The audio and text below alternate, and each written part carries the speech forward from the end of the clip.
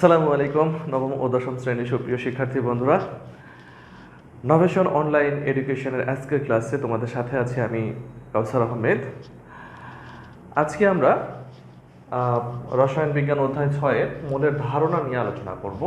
মূলত আমরা জানব যে মোল কি, এক মোলের মধ্যে কি পরিমাণ কণা সংখ্যা থাকতে পারে বা এক মোলের আয়তন কত, এই সব নিয়ে আমরা বিস্তারিত আলোচনা করব। তো মোল সম্পর্কে আমাদের জানতে হলে প্রথমেই যেটা জানতে হবে সেটা হচ্ছে কি গ্রাম পারমাণবিক ভর বা গ্রাম আণবিক ভর কি। তো আমরা কি জানি শিক্ষার্থী বন্ধুরা? আমরা জানি যে পারমাণবিক ভর বা আণবিক ভরের কোনো একক নেই। কেন একক নেই? কারণ পারমাণবিক ভর এবং আণবিক ভরের সংজ্ঞা থেকে আমরা দেখেছি যে পারমাণবিক ভর বা আণবিক ভর একই জাতীয় দুটি রাশির অনুপাত, যার কারণে এদের কোনো একক থাকে না।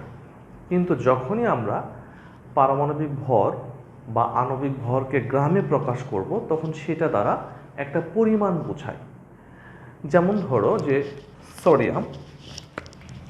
সোডিয়াম এর পারমাণবিক ভর কত আমরা জানি 23। এখানে কোনো একক লিখছি না। যখনই আমরা এই 23G লিখব গ্রাম, তখন এই 23 গ্রাম দ্বারা একটা পরিমাণ বোঝায় এবং এইটাকে তখন বলা হয় কি যে গ্রাম পারমাণবিক ভর। এটাকে কি বলবো?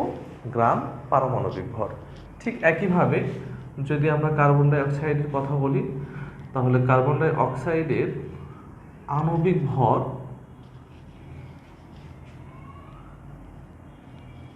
কত হবে? কার্বন 12 প্লাস অক্সিজেন 16 ইন্টু 2, তাহলে কত হবে? 44।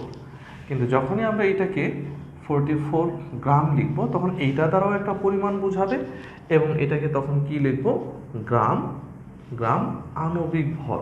কি বলবো এটাকে? গ্রাম আণবিক ভর। তার মানে এই ব্যাপারটা হচ্ছে এইরকম যে পারমাণবিক ভরকে গ্রামে প্রকাশ করলে যে পরিমাণ পাওয়া যায় সেটাকে বলা হয় গ্রাম পারমাণবিক ভর, এবং আণবিক ভরকে গ্রামে প্রকাশ করলে যে পরিমাণ পাওয়া যায় সেটাকে বলা হয় কি গ্রাম আণবিক ভর। এই যে গ্রাম পারমাণবিক ভর বা গ্রাম আণবিক ভর যে পরিমাণটা আমরা পেয়েছি, এই পরিমাণটাকে বলা হবে কি এক মোল। তাহলে আমরা কি বলতে পারি যে গ্রাম পারমাণবিক ভর অথবা গ্রাম আণবিক ভর, এইটা সমানই হচ্ছে কি এক মোল। এই এক মোল দ্বারা কি বোঝায়? পদার্থের পরিমাণ বোঝায়। তার মানে যদি আমরা বলি যে এক মোল সোডিয়াম সমান কত গ্রাম? 23 গ্রাম। এক মোল কার্বন ডাই অক্সাইড সমান কত গ্রাম? 44 গ্রাম। তাহলে আমরা কি দেখলাম যে গ্রাম পারমাণবিক ভর এবং গ্রাম আণবিক ভর এবং এক মোল একই কথা। ঠিক একইভাবে যে কোনো পদার্থের আণবিক ভর বের করব, সেই আণবিক ভর বের করার পর সেটাকে যদি আমরা গ্রাম লিখি তাহলে সেটাই হয়ে যাবে কি ওই পদার্থের এক মোল। বুঝতে পেরেছ আশা করি। তো বিজ্ঞানীরা গবেষণা করে দেখেছেন যে কোনো পদার্থের এক মোলের মধ্যে সমান সংখ্যক কণা থাকে। এই কণা বলতে কি বোঝায়? কণা বলতে আমরা পরমাণু বুঝতে পারি, কণা বলতে অণু বুঝতে পারি, আবার কণা বলতে আমরা আয়নও বুঝতে পারি। তার মানে এখান থেকে কি বোঝা যাচ্ছে যে কোনো পদার্থের এক মোলের সমান সংখ্যক অণু, পরমাণু বা আয়ন থাকবে এবং এই সংখ্যাটা আবিষ্কার করেছেন একজন বিজ্ঞানী যার নাম হচ্ছে কি অ্যাভোগাড্রো। এই কারণে তার নাম অনুসারে এই সংখ্যাটাকে অ্যাভোগাড্রো সংখ্যাটাও বলা হয়। তো এই অ্যাভোগাড্রো সংখ্যাটা কত আমরা একটু দেখে নিব যে অ্যাভোগাড্রো সংখ্যাটা কত হয়। হ্যাঁ, তো এই অ্যাভোগাড্রো সংখ্যাটা বলেছি যে এন দ্বারা প্রকাশ করা হয় এবং এই এন এর একটা নির্দিষ্ট মান আছে এবং সেটা হচ্ছে কত? 6.023 ইন্টু 10⁻23 এত টি। তার মানে যে কোনো পদার্থের এক মোল যদি আমরা নিই তাহলে এই এক মোলের মধ্যে এত সংখ্যক অণু, পরমাণু বা আয়ন থাকবে। তো সেই ক্ষেত্রে আমরা কি বলতে পারি? যেমন সোডিয়ামের এক মোল বলেছি কত আমরা? 23 গ্রাম। তাহলে 23 গ্রামের মধ্যে কতটি সোডিয়ামের পরমাণু আছে? 6.023 ইন্টু 10⁻23 এত টি। আবার খেয়াল করে দেখো, কার্বন ডাই অক্সাইডের 1 মোল সমান সমান কত পেয়েছিলাম আমরা? 44 গ্রাম। তাহলে 44 গ্রামের মধ্যে কার্বন ডাই অক্সাইডের অণু আছে কয়টি? এত ইন্টু 10⁻23। তাহলে এতটি হচ্ছে পরমাণু, আর এতটি কি বলেছি? অণু। বুঝতে পেরেছ? তাহলে যে কোনো পদার্থের 1 মোলের মধ্যে সমান সংখ্যক অণু, পরমাণু বা আয়ন থাকবে এবং এই সংখ্যাটাই হচ্ছে কি? অ্যাভোগাড্রোর সংখ্যা। ঠিক একইভাবে 1 মোল গ্যাসীয় পদার্থের আয়তনের সমান, এবং সেই আয়তনটা কত? 22.4 লিটার। আমি কি বলেছি?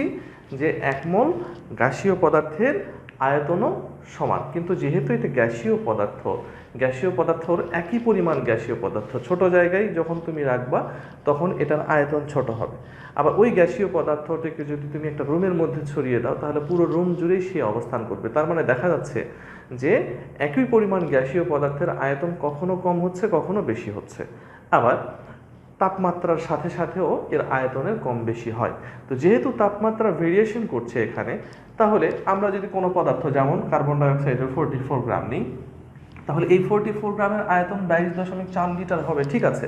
কিন্তু এটা কোন অবস্থায় সেটা আমাদের অবশ্যই উল্লেখ করতে হবে, এবং সেটা উল্লেখ করা আছে প্রমাণ তাপমাত্রা ও চাপে। অর্থাৎ যে কোনো গ্যাসীয় পদার্থের আয়তন তুমি পরিমাপ করবা প্রমাণ তাপমাত্রা এবং চাপে।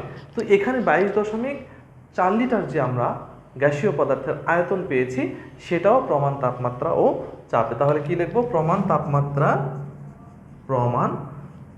তাপমাত্রা ও চাপে। অবশ্যই 22.4 লিটার লেখার পূর্বে প্রমাণ তাপমাত্রা ও চাপ এই কথাটি লিখতে হবে, বা সংক্ষেপে কি লিখতে পারো? এসটিপি। সংক্ষেপে এসটিপিও লিখতে পারো। এসটিপি মানে হচ্ছে স্ট্যান্ডার্ড টেম্পারেচার অ্যান্ড প্রেশার। তাহলে এখান থেকে আমরা কি দেখলাম? যে কোনো গ্যাসীয় পদার্থের আয়তন সমান, যে কোনো গ্যাসীয় পদার্থের 1 মোলের আয়তন সমান, এবং প্রমাণ তাপমাত্রা ও চাপে সেটা 22.4 লিটার। তাহলে এখান থেকে আমরা কি শিখলাম? যে কোনো পদার্থের 1 মোলের সমান সংখ্যক কণা থাকবে এবং সেই কণার সংখ্যাটি হচ্ছে 6.02 × 10⁻23, এবং 1 মোল গ্যাসীয় পদার্থের আয়তনও সমান, এবং সেই আয়তনটা হচ্ছে প্রমাণ তাপমাত্রা ও চাপে কত? 22.4 লিটার। এই দুইটা জিনিস যদি আমাদের জানা থাকে তাহলে যে কোনো পদার্থের যে কোনো পরিমাণের মধ্যে আমরা অণুপরমাণুর সংখ্যা নির্ণয় করতে পারবো, বা যে কোনো পরিমাণের আয়তনও আমরা নির্ণয় করতে পারবো। তাহলে এইরকম কিছু উদাহরণ আমরা এখন একটু দেখি। যেমন যদি বলা হয় যে কার্বন ডাই অক্সাইডের 44 গ্রামে আছে এত, তাহলে যদি এখন বলা হয় যে কার্বন ডাই অক্সাইডের 10 গ্রামে অণুসংখ্যা কত, তাহলে সেটা আমরা একটু দেখি। প্রশ্নটা হচ্ছে কি বলেছি? যে কার্বন ডাই অক্সাইডের 10 গ্রামে অণুসংখ্যা কত? CO2 এর 10 গ্রাম এ অণুসংখ্যা কত? অণুসংখ্যা কত? এইরকম যদি থাকে তাহলে কি লিখব? প্রথমেই কার্বন ডাই অক্সাইড এর 1 মোল সমান সমান কত লিখব? Carbon 12 plus oxygen 16 into 2। অবশ্যই সাথে গ্রাম লিখতে হবে, কারণ এখানে মোল লিখেছি। তাহলে এটা কত হবে? 44 গ্রাম। এবার আমরা কি জানি? যে 44 গ্রাম কার্বন ডাই অক্সাইড এ অবশ্যই অণুসংখ্যা লিখতে হবে। হ্যাঁ, অণুসংখ্যা কত? 6.023 × 10⁻23 এত টি। তাহলে কত গ্রামের মধ্যে নির্ণয় করতে হবে আমাদের? 10 গ্রাম। তাহলে 10 গ্রাম কার্বন ডাই অক্সাইড এ অণুসংখ্যা কত হবে? 6.023 × 10⁻23 ডিভাইডেড বাই কত? 44 × 10। তাহলে একটু আমরা ক্যালকুলেটর ইউজ করব। 6.023 23 × 10 ভাগ 44 কত আসে? 1.369 1.369 × 10⁻23 এত টি। তার মানে আমরা দেখলাম যে কার্বন ডাই অক্সাইডের 10 গ্রামের মধ্যে এতটি কার্বন ডাই অক্সাইডের অণু থাকবে।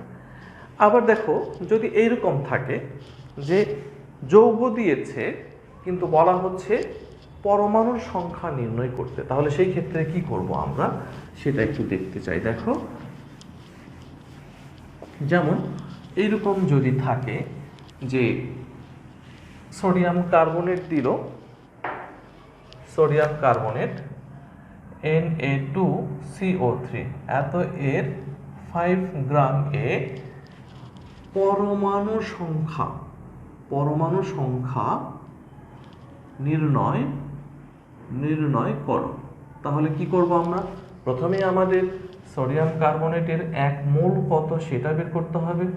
এত এর 1 মোল সমান সমান কত? Sodium 23 × 2 plus carbon 12 plus oxygen 16 × 3 কত হবে? 48 12 60 46, তাহলে কত হয়? এটা 106 গ্রাম। তাহলে 106 গ্রাম Na2CO3 অণু লিখবো নাকি পরমাণু লিখবো? তোমরা অবশ্যই জানো যে এটা হচ্ছে সোডিয়াম কার্বনেটের সংকেত, আর সংকেত দ্বারা সবসময় অণু বোঝায়, সুতরাং এখানে পরমাণু লেখার কোনো সুযোগ নেই। যদিও পরমাণু চেয়েছে, কিন্তু সেটা আমরা পরের ধাপে বের করব। তাহলে প্রথমে আমাদের কাজ হচ্ছে অণুর সংখ্যা বের করা। তাহলে 106 গ্রাম সোডিয়াম কার্বনেট অণু সংখ্যা কত হবে? 6.023 × 10⁻23 এতটি। তাহলে কি লিখবো? এখানে 5 গ্রাম যেহেতু চেয়েছে, তাহলে 5 গ্রাম সোডিয়াম কার্বনেট অণুর সংখ্যা কত হবে? 6.023 × 10⁻23 × 5, আর নিচে কত লিখবো? 106। তাহলে আমাদের কত দাঁড়ায়? 2.84 × 10⁻22 এতটি। তাহলে এতটি পরমাণু পেয়েছি। তো এখন আমাদের দেখাইতে হবে যে এতটি অণুর মধ্যে কয়টা পরমাণু আছে, কারণ এটা আমরা অণু সংখ্যা নির্ণয় করলাম, তাই না? তাহলে অণু সংখ্যা থেকে এখন আমাদের কি নির্ণয় করতে হবে? পরমাণু সংখ্যা। তার মানে এতটি অণুতে যতটি পরমাণু থাকবে সেটাই হচ্ছে কি 5 গ্রামের মধ্যে পরমাণু সংখ্যা। কিন্তু প্রশ্ন হলো যে এতটি অণুতে কতটি পরমাণু আছে সেটা জানার জন্য তোমাকে আগে জানতে হবে যে একটা অণুতে কয়টা পরমাণু থাকে। তো সোডিয়াম কার্বনেটের একটা অণুতে কয়টা পরমাণু আছে? সোডিয়াম আছে 2টা, কার্বন আছে 1টা, অক্সিজেন আছে কয়টা? 3টা। তাহলে 3 আর 1 4, 4 আর 2 6টা।